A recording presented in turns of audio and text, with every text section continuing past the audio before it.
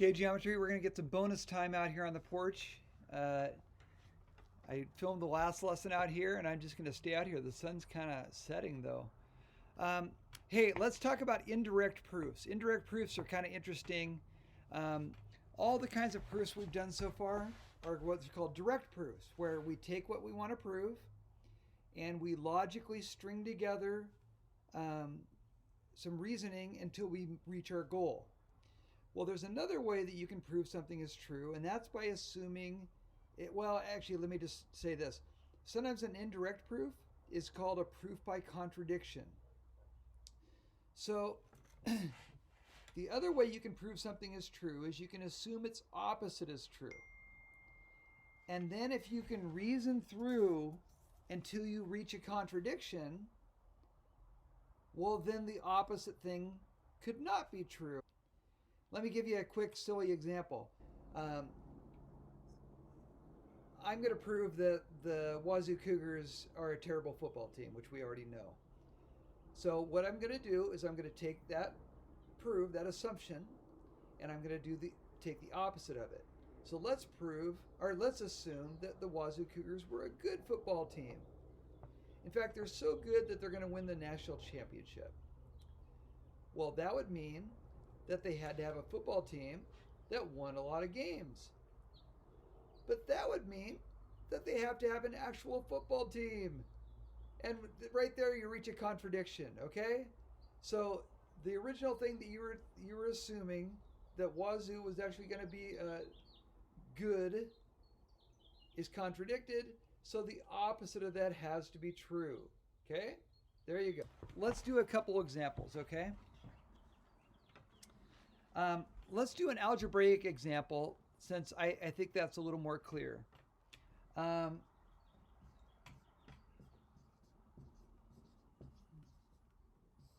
So, if they said,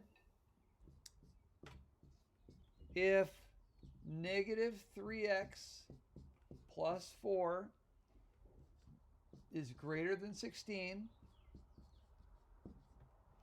then x is less than negative 4.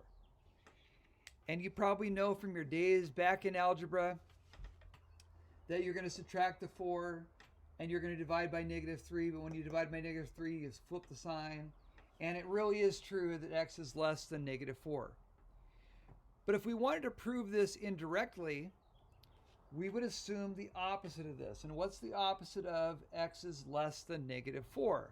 Well, the opposite of that is x is greater than or equal to negative 4. Okay, does that make sense? So now just pick a number greater than or equal to negative 4. Let's pick 0. X equals 0. Okay? So if x equals 0, let's plug it in this equation, and you can probably see really quickly that it's going to end up being 4 is greater than 16. Since we know that 4 is not greater than 16, therefore x cannot be greater than or equal to negative 4. So therefore x has to be less than negative 4. Okay, do you see how that works? All right. Let's do a geometry example.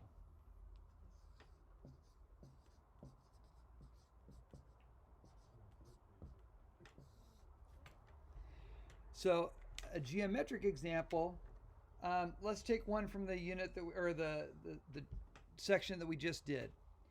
Remember what we just did? We said that an exterior angle, we'll call this angle A. I think it was theorem 5.8. I think it was 5.8. Anyway, it said that an exterior angle is greater than either one of the two remote interior angles, right? Because we know that the exterior angle equals these two added together. And if two things are added together, then both of those things have to be smaller than the thing they're adding together to get. All right, so we know that angle A is greater than, sorry, that looks a lot like a, this is angle A is greater than angle B or C. Let's just pick B.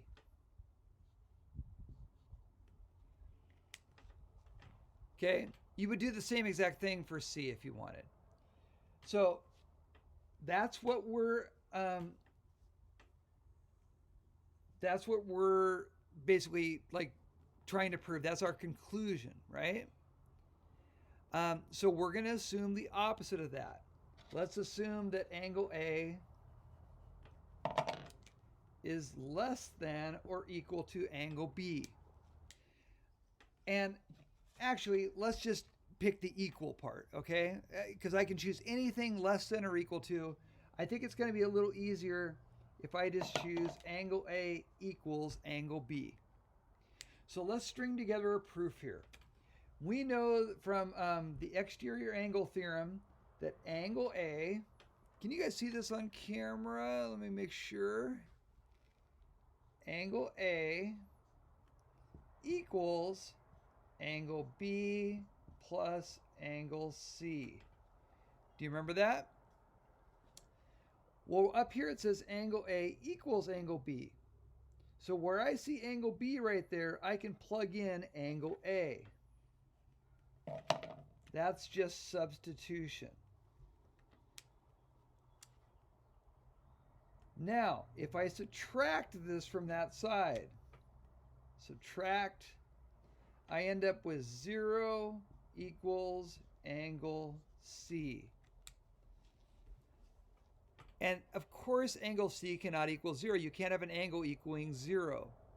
So therefore, my original assumption has to be wrong. It cannot be greater than or equal to, no, sorry. It cannot be less than or equal to. It has to be greater than. Okay, I know that's a little bit weird. It's weird assuming the opposite, and then you have to kind of hold that in your mind. It's almost like you have to pretend, and then as you go along pretending, you'll reach a contradiction, and then you know that the thing you're pretending is not really true. Okay, there's indirect proofs. All right.